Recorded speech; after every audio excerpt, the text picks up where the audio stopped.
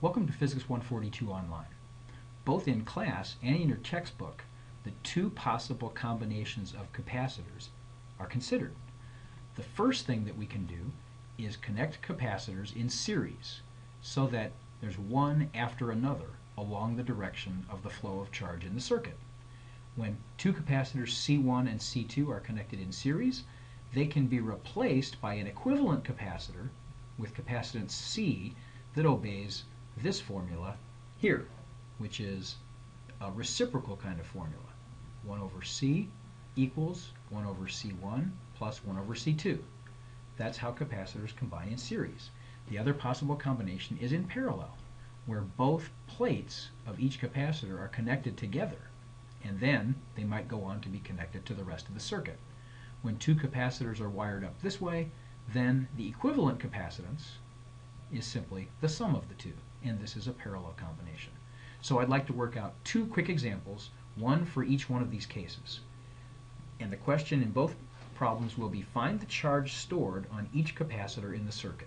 So here you can see we've got a parallel arrangement, right, because of the way that the two capacitors are connected, and we're going to connect those to a battery with a potential difference delta V of 10 volts. So I didn't draw a switch, but imagine initially there was a switch open, we close the switch, and we wait for charge to flow. When it stops flowing, we want to know what is Q1 and what is Q2. So in the case of this simple parallel circuit, it's very easy.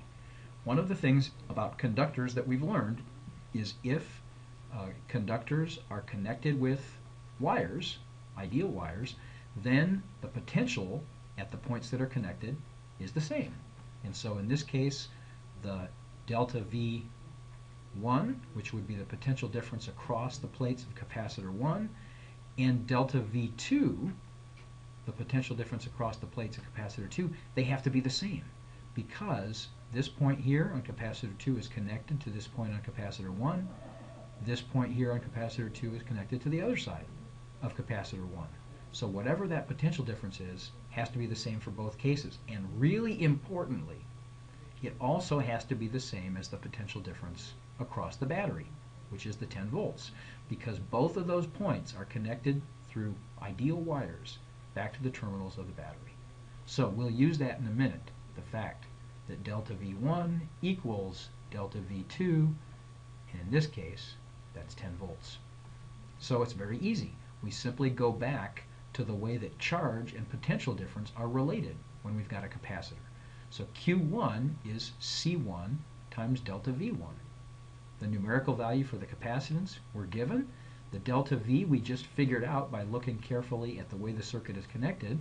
That's 10 volts. So we have 2 microfarads times 10 volts. And the micro can get carried along. A farad times a volt is a coulomb. And so we could just call this 20 microcoulombs. And for Q2, I've of course drawn these a little bit backwards. Q1 is the charge on capacitor 1. Q2, the charge on capacitor 2. But it's obtained just as easily. C2 delta V2, and so that's 4 microfarads times 10 volts, or just 40 microcoulombs. And so that's very simple. When you've got capacitors connected in parallel, the potential difference across them is the same, and in this case was the same as the battery. But when we have the two capacitors wired up in series, it's a little more complicated. So I'll do that in just a minute. Now I'm going to solve the similar problem of how much charge is stored on two capacitors connected to a battery, but this time they're connected in series. And so through my crude sketch, you can see I've got the same capacitor values that I used before, 2 microfarads and 4 microfarads, and they're connected to a 10-volt battery, but we'll see the outcome is not the same. The charge that's going to be stored on those two will not be the same as it was before. So in this case, we didn't have to do it with the parallel case, but in the series case, it's helpful to draw the equivalent circuit, which is something that we talked about in class. And all that that really involves is replacing the combination of the two capacitors by a single capacitor, and we'll call this one just C, right?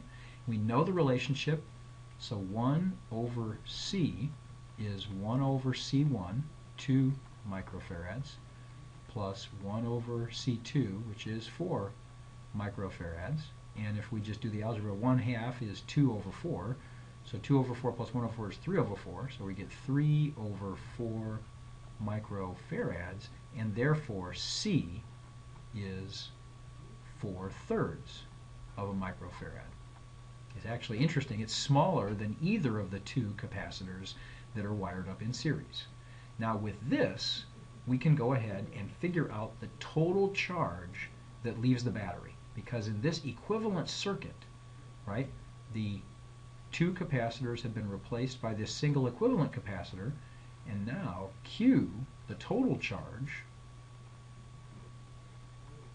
that the battery supplies, is just C delta V, right, which is 4/3 microfarads times 10 volts, and so that's 40/3 microcoulombs. That's the total charge. Now that's not the answer, because we want to know how much charge is stored on each capacitor. And to do this, we have to use a little bit of an argument here that makes sense, but you have to think about it to make sure that you understand it. The battery is going to deposit a certain amount of charge on those plates.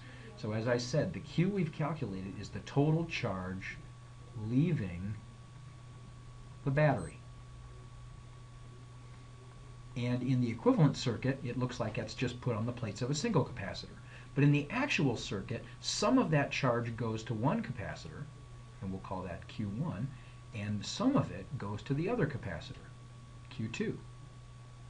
And so we want to figure out what the capacitance, or what the charge is on the two capacitors. But on second thought, let's think a little bit about how Q1 and Q2 are related to each other. Because let's imagine that we have negative charge coming out of the negative terminal and then getting deposited on the right-hand plate over here. What that means then is that negative charges in between the two capacitors, right, are going to get repelled away from that, and they're going to end up over here, leaving behind positive charge on the right-hand plate of C2. And then the same sort of thing is going to happen for C1. We'll end up with a net deficit of electrons on the left-hand plate. And so in order for this situation to be in equilibrium, particularly I want to focus your attention on the region in between the two capacitors, those two plates that are connected together. The only way that this can be in equilibrium is if those two charges, the negative and the positive charges, have the same magnitude, right? Because if they didn't have the same magnitude, then there would be a tendency for charge to flow from one to the other until they do have the same magnitude. And so what we've seen is that Q1 equals Q2 when two capacitors are in series. We saw for the case of the parallel capacitors that was not true. We got two different values. But here, because of the equilibrium condition for the charge to stop flowing, it has to equalize between the two capacitors. And therefore, since Q1 and Q2 are equal, if we replace those two capacitors by a single capacitor, its charge has to be the same as Q1 and Q2. And so Q1 and Q2 and just Q itself are the same. As a result then, the calculation that we did for the total charge leaving the battery just gives us right away the answer for Q1 and Q2. So that's just 40/3 microcoulombs. That's it. And you have to really stop and think about that to see if you understand why that is. So when charges are connected in series, and when capacitors are connected in series, the charges are equal to one another.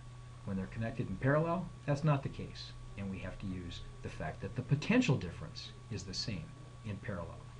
So that gives us very quickly the answer to the question, And we might want to go one step further and say, well, hey, now that we know the capacitance and we know the charges, let's calculate the voltages to see how they're related to each other and how they're related to the 10 volts across the battery.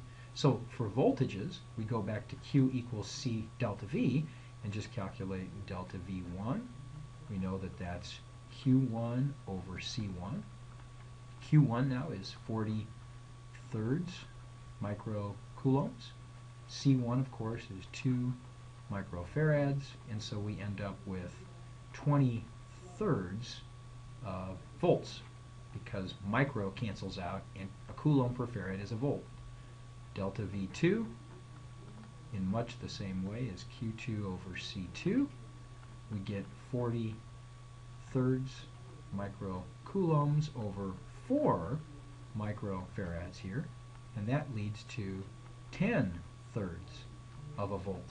And look what we found. If we add together the potential differences across the two capacitors, we get delta V1 plus delta V2. 20 thirds plus 10 thirds is 30 thirds, which is the same as 10 volts.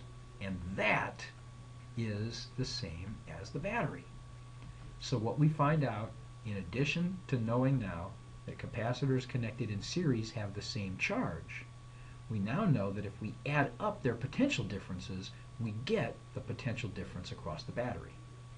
So this shows the major difference between series combinations of capacitors and parallel combinations of capacitors. And I hope it's helpful as you work on the homework problems. I'll see you in class.